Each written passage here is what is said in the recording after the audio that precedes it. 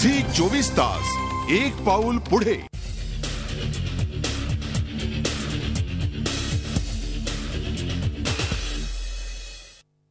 LBT विरोध ते blackmailing याविषयी आपण चर्चा करतो आहोत। नवाब मलिकांकडे आपण जाऊया। मलिक साहेब, मागची पूर्ण चर्चा तुम्ही ऐकलेली आहे। एका ठिकाणी तुमचा संपर्क तुटलेला होता। आम्हाला सांगा की तुम्ही आता जी राष्ट्रवादींनी जी भूमिका घेतलेली आहे की चर्चा करण्याची गरज आहे, तुम्हाला असं वाटत नाही का की चर्चा करण्याची वेळ आता संपलेली आहे, आता वेळ आहे अंमलबजावणीची? नाही, असं आहे की आपली भारतीय घटना असेल, या देशातले राज्यातले कायदे असतील, नियम असतील, हे रिजिड नाही, फ्लेक्झिबल आहे। त्याच्यामध्ये दुरुस्ती होऊ शकताय, चर्चा करून नवीन मार्ग काढू शकताय आणि हे आपण मान्य केलं पाहिजे। चर्चेची गरज नाही, कोणी बोलत असेल ते हे बरोबर नाही। लोकशाहीमध्ये आम्ही घेतलेले निर्णय त्याचबरोबर आहे, ही भूमिका पण बरोबर नाही। जर कोणाच्या मनात शंका असेल ते दूर करण्याची जबाबदारी सरकारची। आता मुद्दा ऐकून घ्या 2 महिने या राज्यामध्ये व्यापारी आंदोलन करतायत, त्यांच्याशी अधिकारी बोलताय, मार्ग निघत नाही। जर अधिकारी सगळे निर्णय घेत असतील तर लोकशाहीमध्ये मंत्र्यांची काही गरज नाही। या मंत्रालय सचिवालयाचा मंत्रालय झाला याच्यासाठी की मंत्र्यांनी निर्णय घेतले पाहिजे। आजच्या घडीला सर्व सचिव निर्णय घेतील, मंत्रालयाच्या सचिवालय करताय, त्यामुळे प्रश्न सुटत नाही, ही परिस्थिती आहे। आमचं म्हणणं आहे मंत्री गट नेमा, व्यापारी, सर्व पक्षाचे गट नेते, सर्व जे स्टेक होल्डर आहे त्यांच्याबरोबर चर्चा झाल्यानंतर याच्यातून मार्ग निघू शकते आणि आम्ही एकदम रिजिड होऊन एखादा विषय रेट करते, हे बरोबर नाही।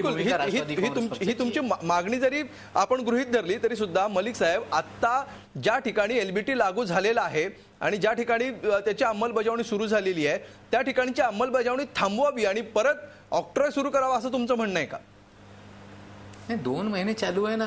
मनु कुमार श्रीवास्तव चर्चा करतील, चीफ सेक्रेटरी चर्चा करतील, मग 2 महिन्यापासून त्या अधिकाऱ्यांनी काय केलेलं आहे? का प्रश्न सुटला नाही? 2 महिने प्रश्न चालूच आहे। त्यासाठी मंत्री गट नेमल्यानंतर मॅरेथॉन बैठका होतील आणि त्याच्यातून मार्ग निघणार आहे। म्हणजे आम्ही तोपर्यंत चर्चा होऊन स्टेक होल्डर्सची चर्चा केली पाहिजे ना। चर्चा होऊन त्यातनं मार्ग निघेपर्यंत तोपर्यंत काय परिस्थिती असावी? एलबीटी सुरू आता ज्या ठिकाणी सुरू झालाय त्या ठिकाणी तो सुरू असावा की नको? नाही, चालूच आहे ना तिकडे। आता ज्यांच्या मनात भीती आहे, हे तर खरं आहे की काही लोक खोटी भीती निर्माण करताय। भाजीवाल्यावर हे एलबीटी लागणारच नाही, त्यांना पण सांगता तुम्ही बंद मध्ये सामील व्हा। काही लोकांचे वेस्टेज इंटरेस्ट आहे, ते दबाव आणता, ही पण परिस्थिती खरी आहे। बिलकुल, म्हणजे हे सगळं एक्सपोज करणं हे जबाबदारी सरकारची असते ना। बिलकुल, सरकारने याच्यातून मार्गच काढला नाही तर मग सरकार विफल झाली अशी परिस्थिती का निर्माण होते? त्यासाठी मंत्री गट नेमा, समन्वय समिती बोलवा, ही आमची मागणी आहे। बिलकुल, म्हणजे मी तुम्हाला अगदी थोडक्यात शेवटचा प्रश्न विचारतो मलिक साहेब। आज मुख्यमंत्र्यांनी जी भूमिका मांडली की आतापर्यंत ज्या अडचणी होत्या त्यातल्या बहुतांश अडचणी सोडवलेल्या आहेत, ज्या अडचणी राहिलेल्या आहेत त्याच्यावर चर्चा होऊ शकते, हीच तुमची भूमिका आहे असं समजायचं का? चर्चा कोण करणार आहे? मनु कुमार श्रीवास्तव की त्या खात्यातले अधिकारी? म्हणजे विधिमंडळामध्ये आश्वासन दिल्यानंतर सर्वात जास्त आश्वासन या मनु कुमार श्रीवास्तवच्या डिपार्टमेंटमध्ये आहे। म्हणजे आश्वासन दिल्यानंतर त्याची पूर्तता होत नाही असे अधिकारी हे मार्ग काढू शकताय। आमचं म्हणणं आहे मंत्री गट नेमा आणि फटाफट याच्यातून निघाले पाहिजे। चर्चा अधिकारी करून हे प्रश्न सुटणार नाही आणि 2 महिने ते सोडू शकले नाही, ही परिस्थिती महाराष्ट्रामध्ये आता। बिलकुल, तुमचा मुद्दा लक्षात आलेला आहे। डॉक्टर रत्नाकर महाजन, काय म्हणणं आहे तुमचं या सूचनेविषयी? नाही, यावर भाष्य करण्याजोगं काही फारसं आहे असं मला वाटत नाही। अधिकारी आणि लोकप्रतिनिधी या दोघांनी मिळून शासन चालवायचं असतं, हे लोकशाहीचं मूल तत्व आहे। आणि धोरणात्मक निर्णय लोकप्रतिनिधींनी घ्यावेत हे बरोबर आहे, पण अंमलबजावणीचा जो भाग असतो तो अधिकाऱ्यांच्या अधीन असतो। त्यात लोकप्रतिनिधींनी पुन्हा आपलं हे करायची काय आवश्यकता आहे असं मला वाटत नाही। पण शेवटी मुख्यमंत्र्यांनी सांगितलं ते महत्त्वाचं की 29 इश्यूज होते, त्यातले 20 इश्यूज ऑलरेडी सुटलेले आहेत, म्हणजे आज आहे त्या प्रणालीतूनच सुटलेले आहेत। उरलेल्या याच्यासाठी सुद्धा चर्चेची दारं खुली आहेत। ती चर्चा कुणी करायची हा प्रश्न त्या पातळीवर सोडवला जाऊ शकतो। त्यात जाहीरपणे अशा प्रकारचं काही मल्लीनाथी करण्याची आवश्यकता आहे असं मला वाटत नाही। बिलकुल, ॲडव्होकेट शिरीष देशपांडे, ग्राहकांसाठी तुम्ही काय सांगाल? आता काय ग्राहकांनी करण्याची गरज आहे? कायदा हातात तर ग्राहक घेऊ शकत नाहीत, त्यांनी तसा घेणं तो योग्यही ठरणार नाही। इथून पुढे ग्राहक म्हणून जो सगळ्यात मोठा वर्ग आहे, जो अल्टिमेटली तुम्ही म्हणालात त्याप्रमाणे ज्याच्या खिशातून अल्टिमेटली हा सगळा एलबीटी असेल किंवा इतर कुठलाही कर असेल, तो अंतिम बोजा त्याच्याच खिशावर येऊन पडणार आहे। यांनी आता काय करायचं, काय सल्ला द्याल थोडक्यात? ग्राहकांतर्फे ग्राहक फक्त एवढीच आता प्रार्थना करतायत की ह्या व्यापाऱ्यांना सद्बुद्धी द्या आणि हा संप मागे घ्या, कारण ह्या संपात कुठलाही खरं म्हटलं तर तत्वाचा मुद्दा नाही आहे. व्यावहारिक अडचणी आहेत, जबाबदारीपणा दाखवणं आवश्यक आहे.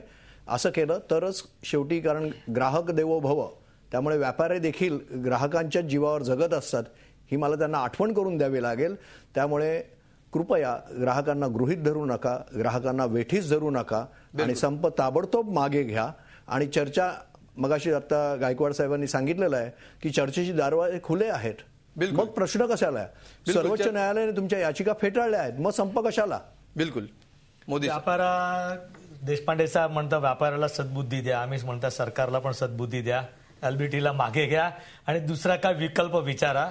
आम्ही 42 प्रकारचे टॅक्स भरतात, ते देशपांडे साहेबला माहिती नाही असेल. बिझनेसमॅन दुसरा विकल्प येईपर्यंत काय करा तुम्ही म्हणता? समजा जरी आपण त्यांच्याबद्दल बोलतोय, 94 ते 99 मध्ये शिवसेना आणि भाजपची सरकार होती महाराष्ट्रामध्ये. ड वर्गामध्ये 15 म्युनिसिपालिटी होती, ते मध्ये ऑक्ट्रॉय अबॉलिश करणार ते शिवसेना पहिला पक्ष होता. 15 वर्ष आता सगळी नगरपालिका ड वरती चालली. कुठून पैसे आणले, कोणी फंड आणून दिला तिला? व्यवस्थित चाललं, सगळे दुरुस्तीचे काम झाले, पाणी आले, सगळं काम व्यवस्थित झालेलं आहे. तुमचा स्थानिक विरोध आहे, इम्प्लिमेंटेशनचा विरोध आहे. इम्प्लिमेंटेशनचा पण आहे. ते आता नवाब मलिक साहेब म्हणतात की सगळ्या भाजीवाल्याला पण एलबीटीच्या रजिस्ट्रेशन देणं तसाच झालेला आहे. चहावाळा, बिडीवाळा, पानवाळा, कोचिंग क्लासवाळा, रिअल एस्टेट सगळ्याला जबरदस्ती तिकडे रजिस्ट्रेशन द्यायला आलेला आहे. आणि वर्षामध्ये 1 वेळेला 2 वेळा हे जर झालं असेल तर बेकायदेशीर आहे. आता चालू आहे. त्या अधिकाऱ्यांवर कारवाई झाली पाहिजे, तुम्ही त्याच्या विरुद्ध तक्रार केली पाहिजे, न्यायालयात धाव घेतली पाहिजे. ऑलरेडी प्रिन्सिपल सेक्रेटरीला भेटून सगळे भेट काढली, सगळे त्यांनी व्यवस्थित त्यांना फटकारला पण आहे. आणि सगळ्या अध्यक्ष आणि कमिशनरचा सगळं पॉवर पण ते लोकांनी परत घेतलेला आहे आता. बिलकुल बिलकुल. महापौर साहेब, मला हे स्पष्टीकरण केलं पाहिजे. हो, हे प्रत्यक्षात झालेलं नाही, हे असं होईल अशी भीती निर्माण केली. हेच चाललेलं आहे आमच्याकडे. अशा गोष्टी बऱ्याच ठिकाणी झालेल्या आहेत. आता तेच अडचण आहे आमची. अडचण व्यापाऱ्यांची जी आहे की हे बऱ्याच ठिकाणी झाले आणि हे ब्युरोक्रॅट्स किंवा तिथले अधिकारी किंवा ज्यांना परत जकात आणायचे त्या लोकांनी हे प्रकार केले. हे थांबवा, ही आमची मागणी आहे. 3-4 गाड्यामध्ये 15-15 बाउन्सरला घेऊन फॅक्टरीमध्ये घुसतात ते लोक आमच्या. बिलकुल. मलिक साहेब सोपं करा. बिलकुल. मलिक साहेब, काय मुद्दा मांडायचा तुम्हाला अगदी थोडक्यात? नाही, मी असं बोललो नाही की यांच्यावर लागू होणार ही भीती निर्माण करताय काही व्यापारी. बरोबर आहे.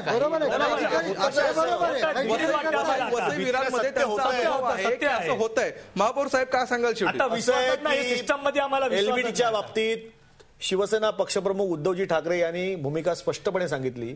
व्यापाऱ्यांनी सांगितलं की सामान्य मुंबईकरांची ससवलपट न करता तुम्ही चर्चेच्या माध्यमातून हा प्रश्न सोडवा, जेणेकरून आपण यावरती निश्चितच सन्मान्य तोडगा काढू शकतो. आणि म्हणून राज्यपालांना शिवसेनेचे आमदार, मुंबई शहराचा महापौर म्हणून आम्ही सर्व मंडळी, स्टँडिंग कमिटीचे अध्यक्ष सर्व भेटलो, सभागृहाचे नेते होते. आणि राज्यपालांना हे सांगितलं की आपण याच्यासाठी एक समिती नेमा, त्यात तज्ज्ञ असतील, लोकप्रतिनिधी असतील, या संपूर्ण प्रशासकीय प्रणालीमध्ये काम करणारे IAS ऑफिसर असतील आणि व्यापाऱ्यांचे जे काय म्हणणं आहे ते आपण समजून घ्या, त्यांची भीती दूर करा. आणि त्याचबरोबर मुंबई महानगरपालिकेचा आर्थिक जो सोर्स आहे त्याबाबत आपण आम्हाला विश्वासार्हता दाखवा. या सगळ्या गोष्टी जरी असल्या तरी देखील व्हॅट वरती सरचार्ज लावण्यासाठी पूर्णपणे शिवसेना विरोधात आहे, ही देखील भूमिका आहे. आणि त्याचबरोबर मुंबई शहरामध्ये या आणखी एक गोष्ट सांगतो की मुंबई शहरामध्ये जी परिस्थिती उद्भवलेली आहे आणि इतर महानगरपालिकांमध्ये जी परिस्थिती आहे, या शहराचा महापौर म्हणून आणि महापौर परिषद अध्यक्ष म्हणून मी महापौर परिषद बोलवतोय आणि महापौर परिषदेमध्ये देखील याबाबत आपण सविस्तर चर्चा करणार आहोत.